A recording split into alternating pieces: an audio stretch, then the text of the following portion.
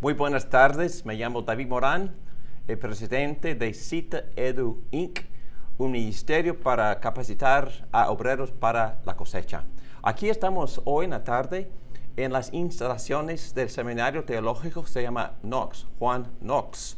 Y gracias a ese seminario podremos grabar este gran curso el día de hoy que se llama la homilética.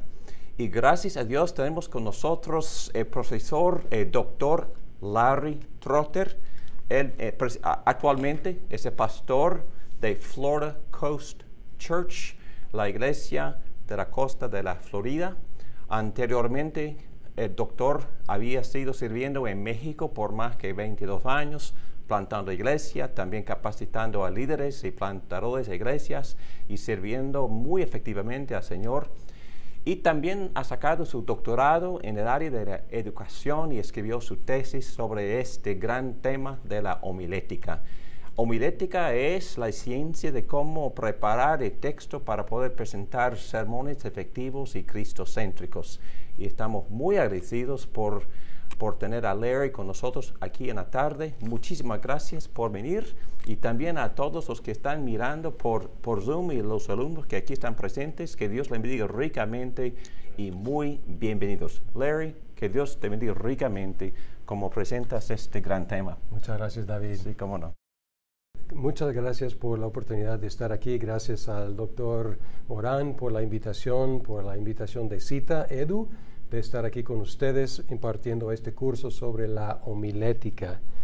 Y en cuanto a la homilética, es una tarea de toda la vida. Sigo aprendiendo cómo predicar la palabra de Dios y nunca terminamos de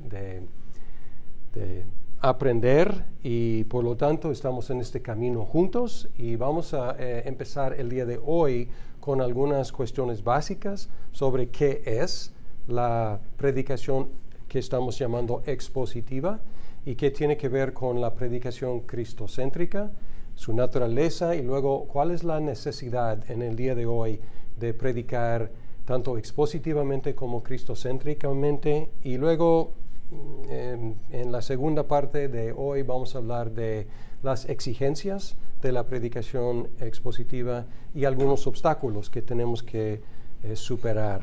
Bien, en cuanto a la predicación expositiva, yo la comparo con la honestidad. Si yo hiciera una encuesta diciendo, ¿quiénes dicen que siempre debemos decir la verdad? Todos van a votar a favor. Todos van a decir, amén. Siempre debemos decir la verdad. Pero luego nos metemos en problemas, no queremos ofender, no queremos quedar mal. Entonces, a veces somos tentados a distorsionar algo la verdad. Si yo hiciera una encuesta de predicadores diciendo, ¿quiénes dicen que debemos predicar expositivamente? Yo creo que la mayoría o todos dirían, sí, amén, estoy de acuerdo. Pero con las demandas del ministerio, del tiempo, con las dificultades, las exigencias que vamos a considerar, a veces sobre la marcha, en el aprieto del ministerio es fácil dejar de predicar expositivamente, porque es la forma más exigente de predicar. Bien, no es tan difícil que no se pueda aprender y dominar. Y no quiero como espantarlos, quiero animarles que es una forma de predicar posible, pero también exigente. Estoy hablando de predicadores, pero básicamente en este curso lo que digo se aplica a maestros, a maestras de la palabra de Dios en cualquier situación. Vamos a hablar de la naturaleza de la predicación expositiva y debemos regresar al Antiguo Testamento, a la situación después del regreso del exilio a Babilonia. Y ustedes ubican a Esdras y Nehemías. Esdras, el sacerdote, Nehemías, el gobernador.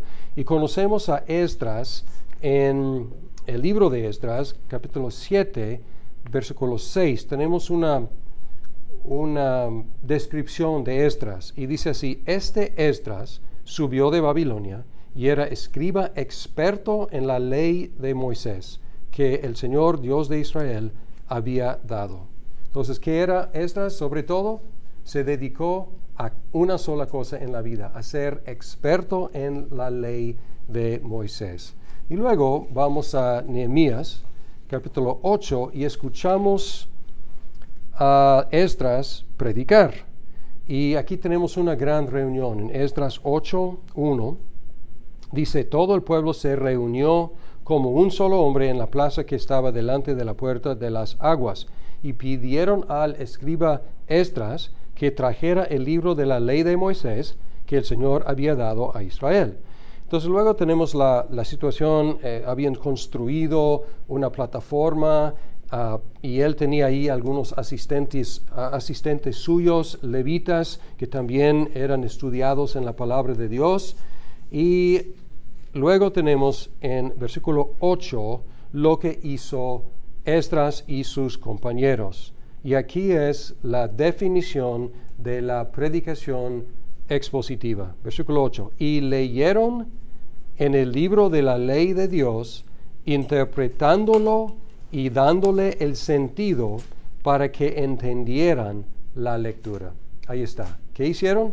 Leyeron la palabra de Dios, la explicaron para que la gente pudiera entenderla. Es la predicación expositiva. Ahora, aquí estuvieron en una situación nueva en la historia del pueblo de Dios. ¿Cuál era esta situación? Por primera vez, el pueblo estaba en un mundo lejano del mundo de la Biblia. Porque antes del exilio, la gente había vivido en un mundo, ahí en la tierra prometida, el mismo mundo de la Biblia. El pueblo de Dios también hablaba hebreo, el mismo idioma de la Biblia, del Antiguo Testamento. Pero ahora, después del exilio a Babilonia, la mayoría había crecido en el mundo babilónico, no de la tierra prometida. Y además habían aprendido a comunicarse en arameo en lugar de hebreo. Ahora, arameo está muy cercano a hebreo, como portugués y español, pero de todos modos es otro idioma. Entonces, por primera vez, este libro era un libro un poco extraño para ellos, foráneo para ellos, y por lo tanto necesitaban explicación de una forma que, pues, nueva, porque su mundo era más lingüísticamente y culturalmente estaba lejano. Ahora, pregunto, si hubo una distancia lingüística y cultural entre ellos y el mundo de la Biblia, ¿qué experimentamos nosotros en cuanto al mundo de la Biblia? ¿Estamos qué? Mucho más lejos, ¿no? Miles de años, miles de kilómetros, sí. Idiomas muy diferentes. Entonces, si ellos necesitaban explicación, ¿cuánto más la gente de hoy en día necesita explicación? Ahora, este modelo de Esdras llegó a ser el modelo de la sinagoga. En el exilio, la dispersión, la diáspora del pueblo de Dios, ellos ya no podían reunirse en el templo para adorar, pero querían seguir aprendiendo. Entonces, ¿qué hicieron? En cada ciudad formaban sinagogas, asambleas. ¿Y qué hacían allá? Lo mismo que Esdras. Alguien leía la palabra de Dios y la explicaba para que la gente pudiera entender. Encontramos esto en Lucas, cuando Jesús fue a la sinagoga, le pasaron la escritura, él la leyó y empezó a explicarla. Encontramos lo mismo en cuanto a Pablo. Llegaba a la sinagoga y lo reconocían como un maestro y le decían: hermano, pues ¿quieres decir algo? ¿Y él qué hacía? Pues explicaba la ley, la palabra de Dios. Bien, y este modelo de la sinagoga llegó a ser el modelo de la iglesia también. Pues la iglesia, pues, ¿cómo empezaba Jesús? Pues predicaba en las sinagogas y también al aire libre. Pablo también en las sinagogas, y este modelo de leer y explicar, llegó a ser el modelo, el patrón para la iglesia cristiana también. Bien, entonces, ¿qué es? La predicación expositiva es la explicación de la palabra de Dios, sencillamente. Y podemos decir algo aún más fuerte: la predicación expositiva es la palabra de Dios para el pueblo de Dios.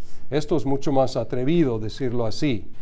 En Primera de Tesalonicenses 2:13, Pablo escribió eso a los tesalonicenses recordando su visita con ellos. Él escribió: por esto también nosotros sin cesar damos gracias a Dios de que cuando recibieron la palabra de Dios que oyeron de nosotros, la aceptaron, no como la palabra de hombres, sino como lo que realmente es la palabra de Dios, la cual también hace su obra en ustedes los que creen. Ahora, ¿escucharon lo que dijo? Él dijo que cuando nosotros predicamos allá, ¿y quiénes predicaron allá en Tesalónica? Pues dice Pablo, Silvano y Timoteo. Él dice: cuando predicamos nosotros, ustedes aceptaron nuestra predicación como la palabra de Dios. Muy atrevido, ¿no? Escribir eso. Nuestra predicación es la palabra de Dios. Pero ¿por qué podían decir eso? Si vemos el ejemplo de cómo predicaron, no tenemos hasta cierto punto muchos ejemplos de predicación, pero en el libro de los Hechos tenemos algunos ejemplos, quizás no completos de todo el sermón, y en algunos casos tenemos secciones extendidas, como en Hechos 13. En Hechos 13 tenemos el discurso de Pablo en Antioquía de Pisidia. Y aquí Pablo se levantó y haciendo señal con la mano dijo, y luego empezó a predicar.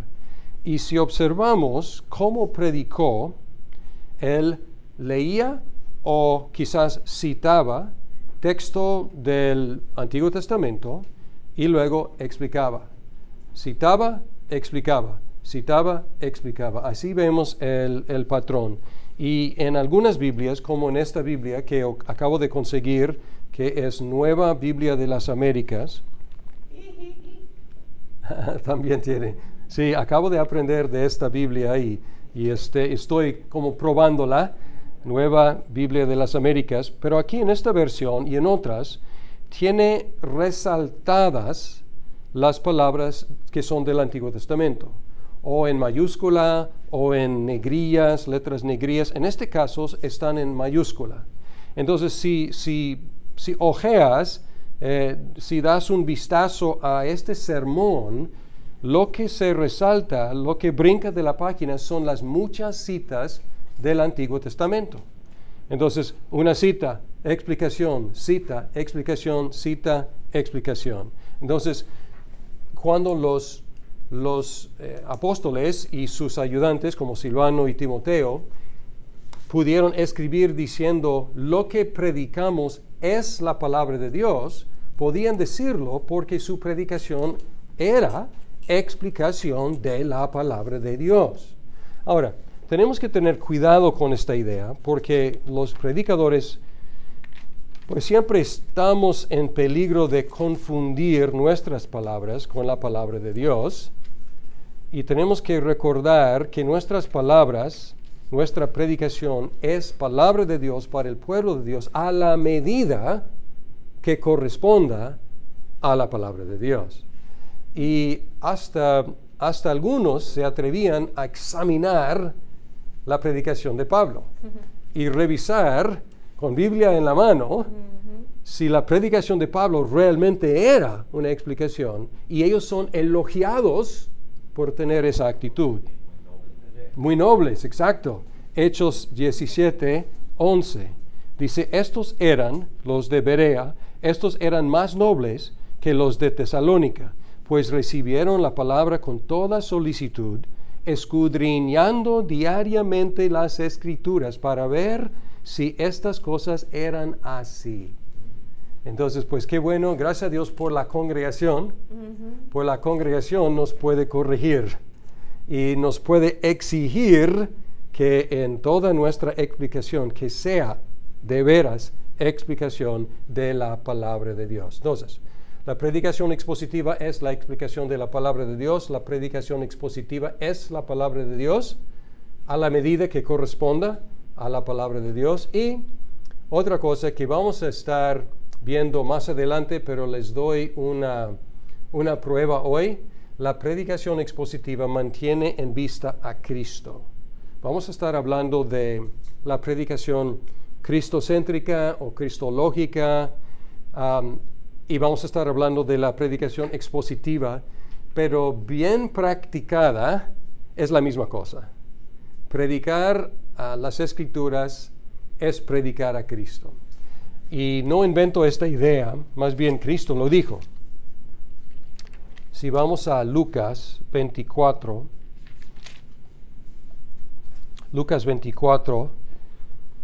versículos 25 al 27, dice así, y está en el camino a Emaús. Cristo está hablando, no lo reconocen, pero está hablando con dos discípulos. Y entonces Jesús les dijo, oh insensatos y tardos de corazón para creer todo lo que los profetas han dicho. ¿No era necesario que el Cristo padeciera todas estas cosas y entrara en su gloria? Comenzando por Moisés y continuando con todos los profetas, les explicó lo referente a él en todas las Escrituras. Entonces, Cristo dijo a estos dos discípulos que todas las Escrituras tenían que ver con él. Y luego, en el mismo capítulo, en versículo 44, aquí dice, esto es lo que yo les decía, esto es después, ya con todos los discípulos. Él dice, esto es lo que yo les decía cuando todavía estaba con ustedes, que era necesario que se cumpliera todo lo que sobre mí está escrito en la ley de Moisés, en los profetas y en los salmos. Entonces les abrió la mente para que comprendieran las Escrituras y les dijo, así está escrito, que el Cristo padecerá y resucitará de entre los muertos al tercer día, y que en su nombre se predicará el arrepentimiento para el perdón de los pecados a todas las naciones, comenzando desde Jerusalén. En el 44 dice aquí, era necesario que se cumpliera todo lo que sobre mí está escrito en la ley de Moisés, en los profetas y en los salmos. Ahora, si pensamos en cómo el Antiguo Testamento está dividido entre los judíos, ellos usan un acróstico para hablar del Antiguo Testamento. Hablan del Tanakh, usando letras romanas T-N-K, Tanakh. Y cada una de estas letras significa una sección del Antiguo Testamento. Tanakh, T, es Torah, la ley. Luego, lo que sería nuestra N, sería Neviim, que son los profetas. Y luego Ketuvim, se traduce como los escritos, y son el resto. Entonces tenemos Torah, ley, profetas y escritos. Ahora, Jesús menciona aquí lo que está escrito en la ley de Moisés, T, Torah, en los profetas, N, Neviim, y luego en los Salmos, que es el libro más grande de los Ketuvim. Entonces parece que Jesús está diciendo aquí que las tres secciones de lo que llamamos el Antiguo Testamento, del Tanakh, tienen referencia a Él, y sobre todo en su muerte, en su resurrección y en la predicación del perdón de los pecados a todas las naciones. Ahora, ¿qué hicieron luego los que tomaron este curso? ¿Cuántos habrían querido estar en esta explicación que Jesús dio en el camino a Moisés, camino a Emaús, o con los discípulos antes de partir?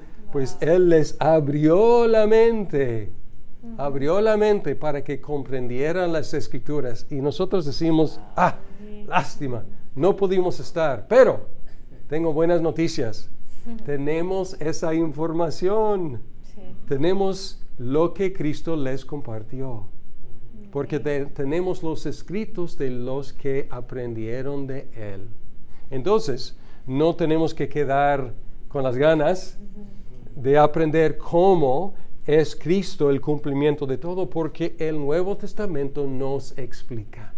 Ahora, de todos modos habría sido fantástico estar en ese discurso, estoy de acuerdo. Bien, los apóstoles, los primeros discípulos, tuvieron una manera de predicar, y Pablo resumió esa manera de predicar en 1 de Corintios 1, porque había pues otras formas de predicar.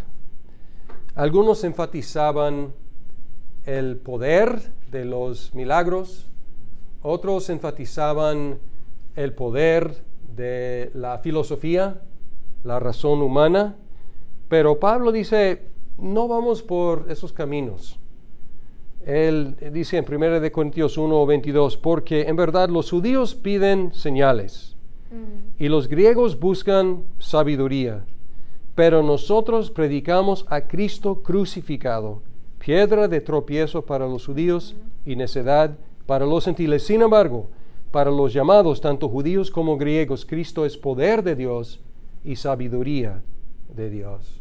Entonces, pues, ¿cómo predicó Cristo? Pablo predicó diciendo, predicamos a Cristo crucificado.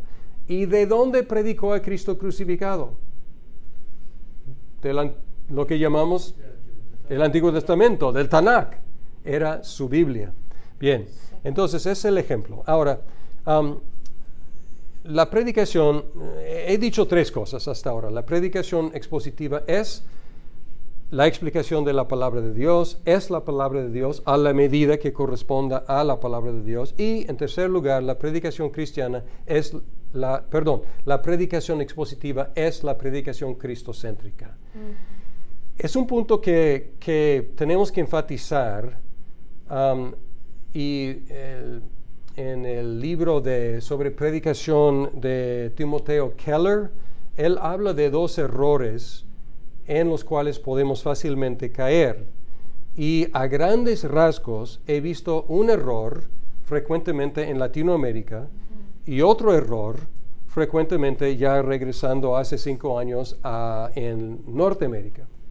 Entonces los dos errores opuestos son predicar el texto sin predicar a Cristo, o predicar a Cristo sin predicar el texto. Y en Latinoamérica, y espero que esto esté cambiando, pero yo encontré mucho predicar el texto, una seriedad con el texto, tratar con el texto, pero predicar sermones que fácilmente podrían predicarse en una sinagoga sin ofender a nadie, porque no se enfocan en Cristo. En los Estados Unidos, a cambio, ha habido una explosión de énfasis en los últimos, ¿qué será?, 20, 30 años, sobre la predicación cristocéntrica. Entonces, hemos aprendido, tenemos que predicar a Cristo, pero a veces simplemente se toca el texto y luego directamente hablar de Cristo, sin explicar el texto. Pero la predicación expositiva es la predicación cristocéntrica, es predicar el texto y predicar a Cristo desde ese texto. Entonces, es nuestro propósito. Ahora, el resultado de predicar el texto sin predicar a Cristo es enseñar implícitamente o explícitamente moralismo o hasta legalismo. Moralismo es énfasis en la ética sin referencia a la obra de Cristo. Y legalismo es peor aún, es énfasis en el comportamiento para ganar el favor de Dios, para justificarnos. Ahora, el resultado de predicar a Cristo sin predicar el texto es tener sermones que suenan iguales. Cada sermón es igual. No, porque el mensaje siempre es el mismo. Y estoy de acuerdo que el mensaje siempre debe ser pues enfocado en Cristo, pero si no tocas el texto, simplemente, o más bien si solamente tocas ligeramente el texto y luego predicas a Cristo, vas a sonar como estoy usando una ilustración ya, a lo mejor los jóvenes ya no entienden, pero como disco rayado, ¿no? Aunque los LP ya tienen hay un revivimiento entre los jóvenes de los LP, de vinil, así es. De vinil. Bien. Ok, entonces si predicamos a Cristo, sin predicar el texto, vamos a tener sermones que suenan iguales y el predicador ni la gente va a aprender bien la Biblia. Bien. Es la cuestión de la naturaleza. Entonces he dicho 3 puntos sencillos, pero creo que son puntos que son como anclas para todo este curso. ¿Cuáles son los 3 puntos? La predicación expositiva es... La palabra. Ok, la palabra de Dios es el segundo punto. La medida. La explicación de la palabra de Dios es la palabra de Dios a la medida. Y luego es... cristocéntrica. Son los 3 puntos de la naturaleza de la predicación expositiva. Muy bien. Hablemos de la necesidad de la predicación expositiva. ¿Quién necesita la predicación expositiva? Y yo insisto que en primer lugar, los predicadores necesitamos la predicación expositiva. Porque necesitamos la disciplina de someternos a la palabra de Dios. Podemos incluir series temáticas y creo que en la siguiente sección vamos a hablar de series temáticas. Podemos incluir series textuales, es decir, series organizadas alrededor de un tema o series organizadas alrededor de un género de texto. Pero no hay nada como una serie expositiva consecutiva. Expositiva consecutiva quiere decir tomar un libro de la Biblia y marchar a través de todo el libro, sección por sección. Entonces, no hay nada como una serie expositiva consecutiva para desafiar y ejercitar las capacidades hermenéuticas y homiléticas del predicador. Es decir, que es la forma más difícil de predicar. La predicación expositiva consecutiva tiene muchos beneficios para el predicador y tengo como 10 ventajas aquí. Primero, nos rescata de la tendencia de escoger textos que son nuestros textos favoritos o temas favoritos. Es una tendencia. Honestamente, yo prefiero predicar sobre ciertos textos. Me gustan más. Son más fáciles, más accesibles o lo que sea. Pero yo tengo mis preferencias. Pero si yo estoy marchando, vamos a decir, me encanta predicar sobre 1 Corintios 1. El énfasis en Cristo. En 2 también me encanta porque habla aquí de Cristo crucificado. Y luego, capítulo 3, divisiones en la iglesia, ya no es tan agradable. Y luego llegamos a 5 y está hablando de inmoralidad espantosa. Y luego llegamos a 7 y todas las dificultades de interpretación, los hombres con pelo largo y las mujeres con las cubiertas. O sea, ¿qué es todo eso? O sea, yo preferiría predicar 1, 2, quizás 3 y luego ya, ¿no? Y luego a lo mejor otra vez aterrizar después, ¿no? Quizás con 11, pero la segunda parte de 11, no la primera, porque la primera parte es sobre la mujer en la iglesia. No, mejor hablemos de la cena del Señor. Y luego, pues, por supuesto, capítulo 13, pero luego los dones espirituales en 12 y 14. Entonces yo evité, es un buen ejemplo, porque yo evité durante 20 años como pastor, yo evité predicar 1 de Corintios, me intimidaba por todas las dificultades, pero luego por fin dije, tengo que predicarla. Y no tuve opción, tenía que luchar con esos conceptos, algunos difíciles. Bien, segunda ventaja o beneficio. Nos rescata, y eso es similar, nos rescata de nuestro miedo de predicar textos. Entonces nos rescata de escoger solamente los favoritos y nos rescata de nuestro miedo de predicar otros textos. También nos evita la crisis de tener que decidir qué predicar el próximo domingo. Yo conozco predicadores, es menos ahora, pero antes era muy común. Carlos Spurgeon, por ejemplo. Él escogía su texto a veces como sábado en la noche, lo que iba a predicar el siguiente día. Ahora, un predicador y un intérprete, o sea, un teólogo extraordinario, no lo recomiendo empezar sábado en la noche.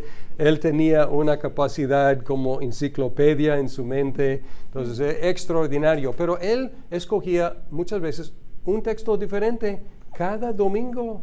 Para mí sería una pesadilla, porque para mí es una crisis pesada cada vez que yo tengo que escoger un nuevo libro de la Biblia.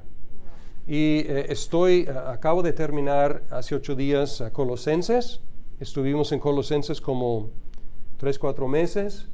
Y luego dije, pues lógico, después de Colosenses Filemón, porque se enviaron juntos y se traslapan con Onésimo. Y luego, ¿después qué? ¿Ahora qué? Entonces decidí predicar sobre Daniel, porque tiendo a ir Nuevo Testamento, Antiguo Testamento, no siempre, pero tiendo a alternar. Ahora, nunca he predicado todo Daniel. Yo he predicado Daniel 1 al 6, nada más. ¿Por qué? Porque tuve miedo de predicar 7 al 12 y todavía lo tengo, pero ya la decisión está hecha. Entonces, ¿qué pasa? Ya estoy amarrado. ¿Qué tengo que hacer? Predicar todo el libro. Pero es un alivio decir, voy a predicar Daniel. Ya no tengo que preocuparme el resto del año. El resto del año o más. No tengo que preocuparme porque ya está decidido. Bien. También nos sumerge en un libro de la Biblia durante semanas o meses. Y para algunos predicadores, años también. Hablaremos de qué tan largas las series deben ser, pero por lo menos semanas o meses. Y sirve entonces como educación continua para el predicador o el maestro o la maestra. Y es una educación continua mucho más profunda que la que recibimos en el seminario. A veces tenemos la idea equivocada. Voy al seminario y voy a estudiar a fondo y nunca voy a tener la oportunidad de estudiar tan a fondo el resto de mi vida. Y si es nuestra mentalidad, no entendemos para qué es el seminario teológico. El seminario teológico debe darnos las herramientas para profundizar más y más y más. Yo entiendo Colosenses como nunca antes, porque yo pude sumergirme durante como un semestre, digamos, en Colosenses. Ahora, pregunto, tenemos aquí al presidente de Cita Edu Inc. ¿Tienen un curso entero sobre Colosenses? No. Yo acabo de darme un curso sobre Colosenses, ¿no? ¿Tienen un curso entero sobre el Nuevo Testamento? Sí. Sí. ¿Las cartas de Pablo quizás?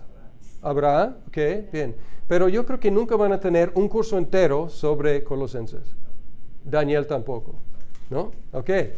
Por ejemplo, entonces, es educación continua para el pastor. Otra cosa, sexta cosa, nos ayuda a mantener frescura y originalidad en nuestra predicación, para no ser como este disco rayado. Si yo... Otros comentarios dicen que en verdad, así como los abogados no aprenden leyes cuando están estudiando para ser abogados, solo aprenden cómo profundizarse en los libros para aprender cuáles leyes se apliquen a caso, ¿verdad? Entonces, pastores igual, ¿verdad? No estudiamos profundamente ninguna porción de la Biblia, solo como tú ya dijiste, aprendemos o recibimos, mejor dicho, las herramientas, como el griego, como la hermenéutica, como la homilética, ese tipo de cosas. Y también teoría sistemática nos ayuda en un sentido a generalizar las enseñanzas bíblicas, pero en verdad ni esos cursos profundizan en nada, ¿verdad? Es muy superficial. Así es. Buena ilustración de los abogados, sí, exacto. No pueden estudiar todas las leyes y precedentes y todo eso, pero aprenden cómo estudiarlos, ¿no? Sí. Bien, entonces frescura, originalidad en nuestra predicación. Mis sermones sobre Colosenses van a ser diferentes que mis sermones sobre Daniel, ¿no? Y mis sermones sobre los primeros 6 capítulos de Daniel van a sonar diferentes que de 7 a 12 porque cambia el género. Entonces habrá frescura, diferencia en mi originalidad. Bien, nos ayuda a predicar todo el consejo de Dios. Porque Pablo dijo que no rehusamos declararles todo el consejo de Dios. Ahora, si quiero declarar a mi iglesia todo el consejo de Dios, pues será una tarea larga, ¿no? Y obviamente Pablo no estaba hablando exhaustivamente, pero si estoy en una iglesia, algo como estuve, yo creo que ya no me da oportunidad la vida de hacerlo otra vez, pero estuve en mi iglesia en Guadalajara, México, durante 20 años, empezar la iglesia y estar ahí 20 años. Entonces, a través de 20 años pude no predicar toda la Biblia, pero mucho de la Biblia a la congregación. No sé si Dios me vaya a dar 20 años aquí en mi iglesia actual, pero bien. Octava cosa, ventaja, beneficio, demuestra por qué somos necesarios los predicadores. Les cuento una anécdota. Mi mamá visitó una iglesia hace años y le pregunté, mamá, ¿cómo te fue? ¿Cómo estuvo la iglesia? Y ella dijo, estuvo bonita. Y el sermón, estuvo bien. Pero luego ella dijo, yo podría haberla predicado o haberlo predicado, ¿no?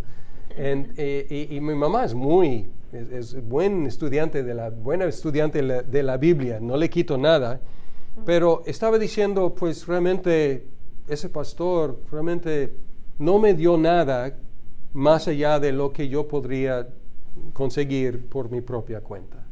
Entonces, ¿por qué existen en la Biblia? ¿Por qué hay ancianos? ¿Por qué hay ancianos docentes que se dedican a predicar? ¿Por qué hay maestros? ¿Por qué hay maestros?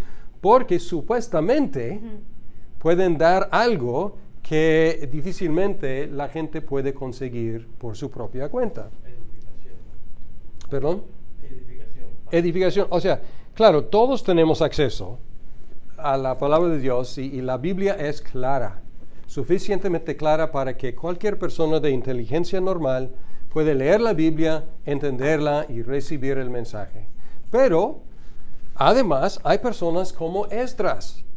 ¿Por qué es necesario un Esdras? Un experto en la ley de Dios. Entonces, muchos, conocedores de la ley de Dios, pero hay algunos cuantos expertos en la ley de Dios y ellos pueden aportar mucho más al pueblo de Dios en cuanto a la explicación. Entonces, nosotros como maestros, maestras, predicadores, pues debemos demostrar por qué existimos. Debemos estar dándoles, preparándoles comidas que no pueden preparar por su propia cuenta, ¿no? Sí, hermana. Sí, es cierto lo que dice, pero también depende el público que usted va a tener, la recepción del nivel que está viendo, porque si usted va a estar en un nivel de unas personas que no saben mucho o que recién comenzaron, entonces tiene que ver eso, priorizar qué nivel usted va a llegar, porque si también son gente que sí sabe, entonces usted tiene que predicar de acuerdo a eso. Entonces es un poco complicado, porque a veces hay de todo en la iglesia, ¿no? Y cuando usted es muy profesional en lo que está explicando, pues los que no saben nada, pues se quedaron, no sé, en el aire, ¿no? Entonces eso también es un punto, ¿no? Claro, es muy buen comentario. Y cuando yo empecé a mí me fascina, me encanta, no me creo el mejor evangelista del mundo, pero me encanta trabajar con los nuevos. Y cuando yo empezaba a predicar en Guadalajara, teníamos muchos nuevos, completamente nuevos a la Biblia. Y yo empezaba mi predicación explicando que hay dos testamentos. Y vamos a ver una sección, hay dos testamentos, el Antiguo Testamento antes de Cristo, el Nuevo Testamento hablando de Cristo y después de su llegada. Y vamos a estar, entonces yo tenía que ir muy pasito por pasito, ¿no? Y algunos de ellos que escuchaban explicaciones muy, muy sencillas, ya son ancianos predicando, sirviendo, pastores, entonces después de 20 años, ¿no? Pero sí, hay que tomar mucho en cuenta la audiencia. Y siempre es un reto, ¿no? En mi iglesia actual tengo hay una señora que está jubilada, pero una científica en la química, doctorado en la química, entonces con mucha preparación académica. Y tengo otros que pues no han terminado educación avanzada de ninguna forma, son nuevos al Evangelio. Entonces siempre es el encanto de enseñar, ¿no? Entonces tener algo para todos, ¿no? Algo para todos.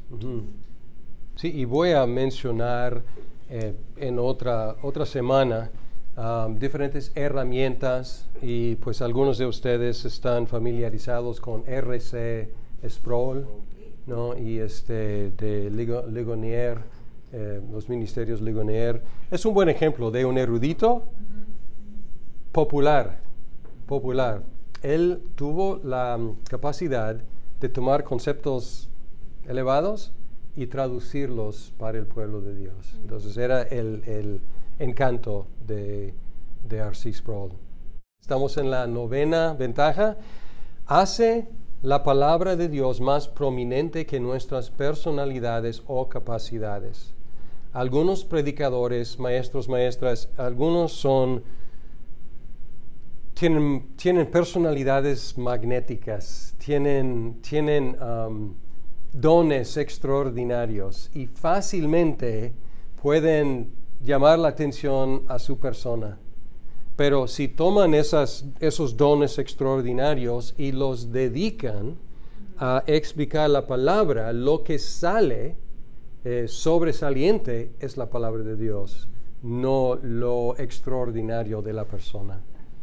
Y la 10ª ventaja nos permite predicar sobre doctrinas y temas difíciles en una manera orgánica, no en aislamiento.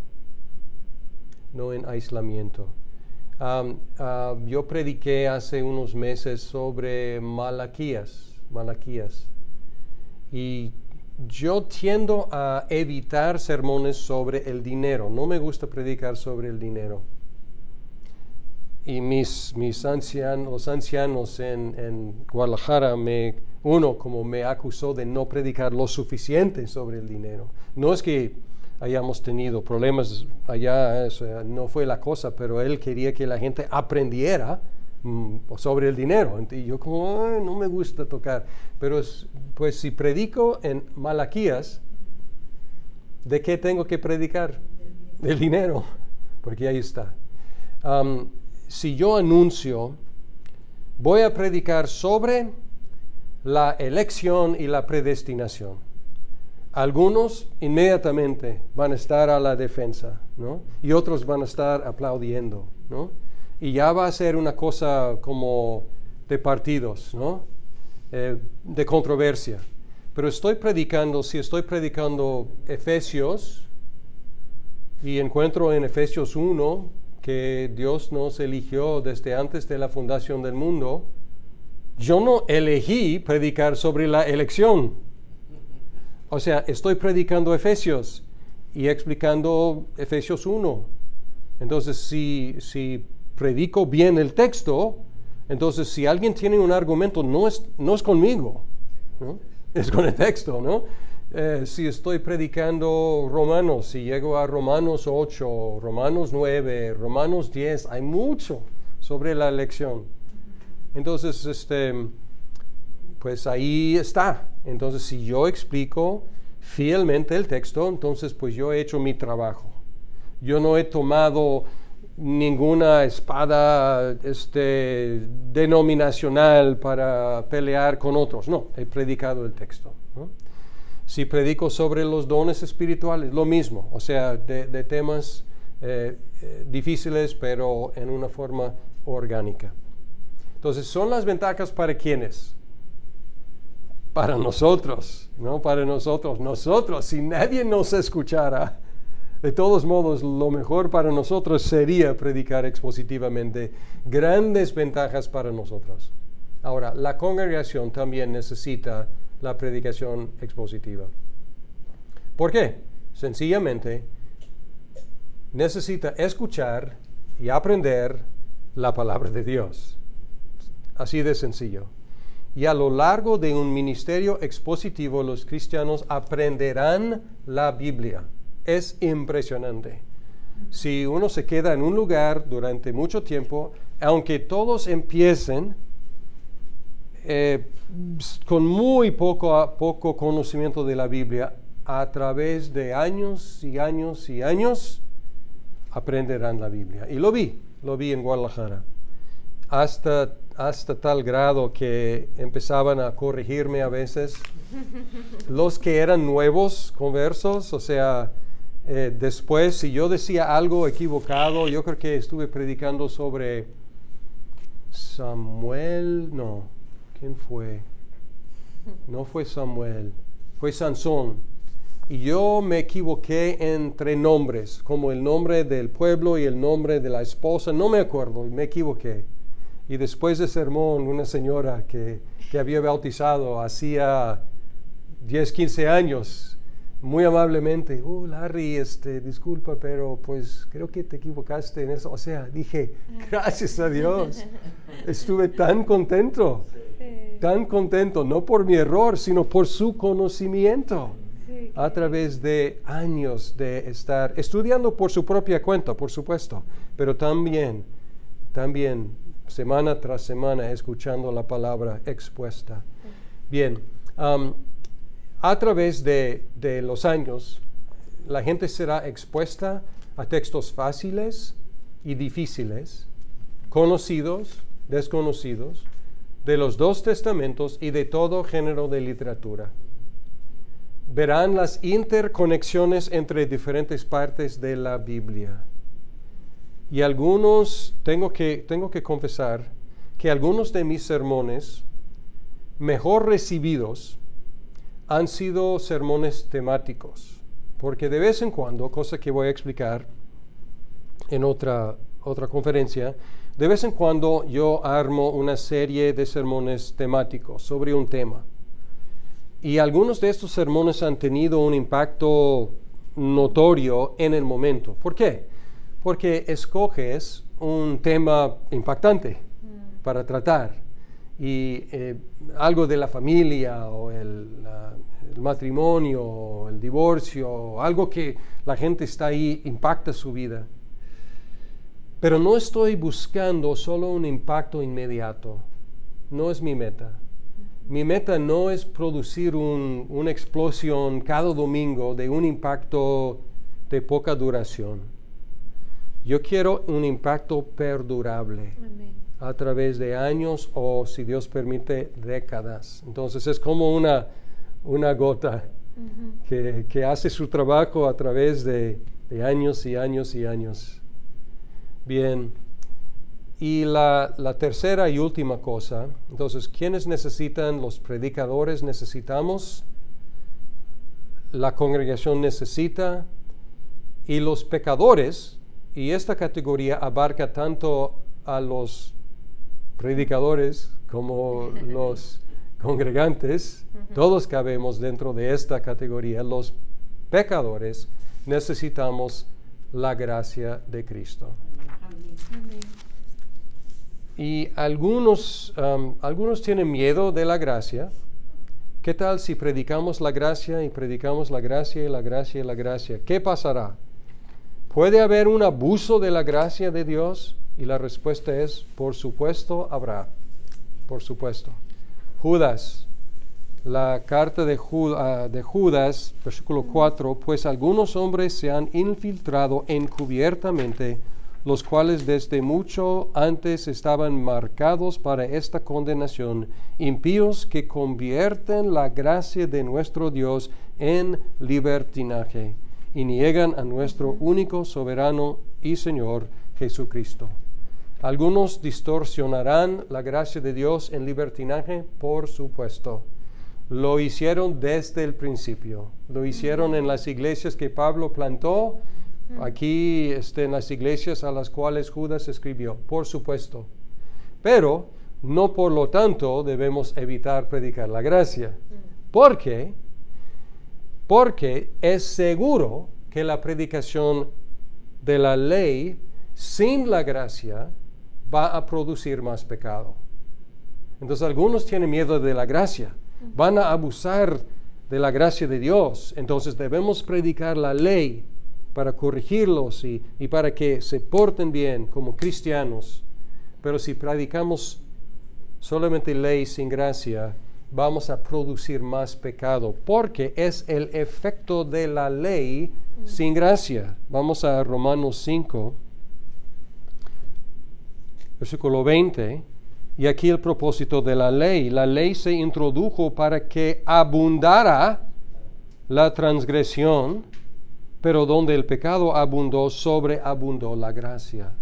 Entonces, ¿qué hizo la ley? La ley hizo que abundara la gracia. Y luego Pablo explica la dinámica en una forma autobiográfica en Romanos 7, y él habla en el 7 en adelante. En el 9 él dice, en un tiempo yo vivía sin la ley. Es decir, sin la ley yo perfectamente bien, yo buenísimo sin la ley. Pero luego la ley entró. Pero al venir el mandamiento, el pecado revivió y yo morí. Y este mandamiento que era para mi vida, a mí me resultó para muerte. Y luego él da un ejemplo, no codiciarás. Y él decía, pues yo no codiciaba gran cosa. Y luego llega el mandamiento, no codiciarás, y ¡puf!, despertó en mí toda manera de codicia.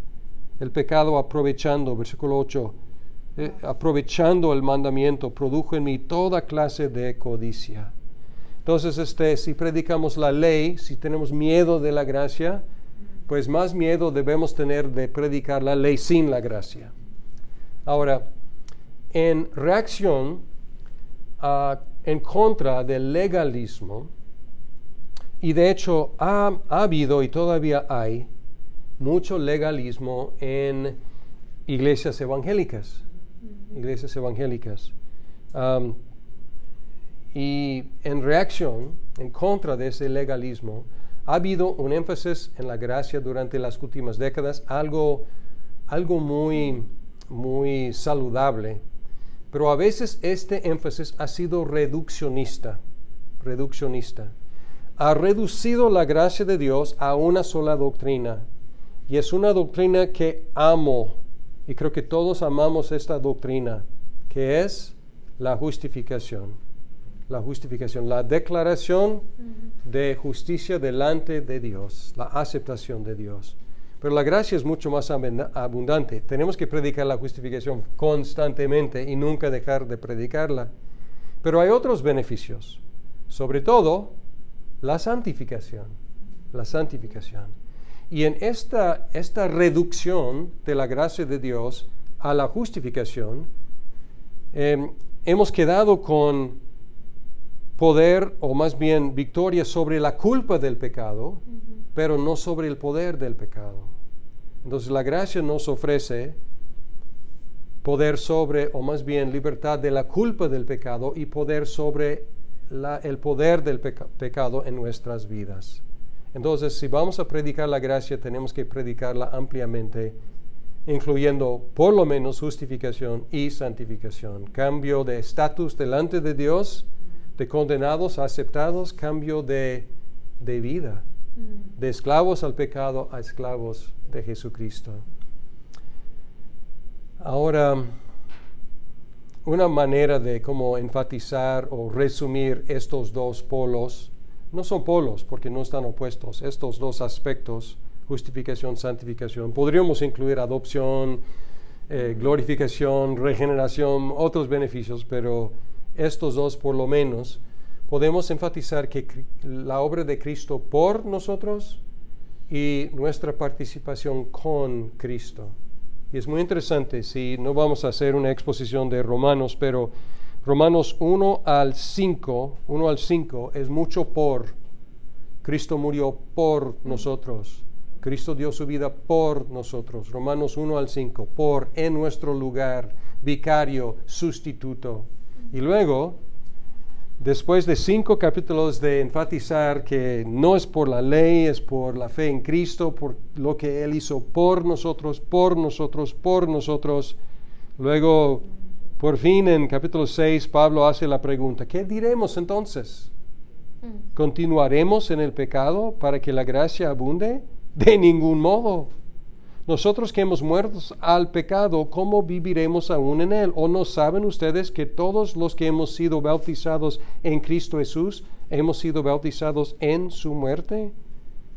Por tanto, hemos sido sepultados con él por medio del bautismo para muerte, a fin de que como Cristo resucitó de entre los muertos por la gloria del Padre, así también nosotros andemos en novedad de vida. Si hemos sido unidos a Cristo en la semejanza de su muerte, claramente lo seremos también en la semejanza de su resurrección. Entonces aquí, el 8, si hemos muerto con Cristo, creemos que también viviremos con Él. Entonces aquí por sustitución, con participación, aquí por estatus delante de Dios, Cristo en nuestro lugar. Ahora con cambio de nuestras vidas y nuestra forma de vivir, de muertos a vivos delante de Dios. Bien, entonces, ¿qué necesitamos? Necesitamos una dieta constante de la gracia de Dios, los pecadores, y los predicadores y los congregantes todos. Y en conclusión a esta sección, pues quiero compartirles de una cosa que nunca he visto, a lo mejor porque estoy en una parte nueva del mundo, angloparlante, pero supuestamente en algunos púlpitos antiguos en el mundo angloparlante había una inscripción, una placa, para que cada vez que el predicador se paraba ahí, podía ver esa placa. Y la placa viene de Juan 12, cuando los griegos se acercaron a Felipe. Ellos tenían una petición, y su petición fue esta: Señor, quisiéramos ver a Jesús.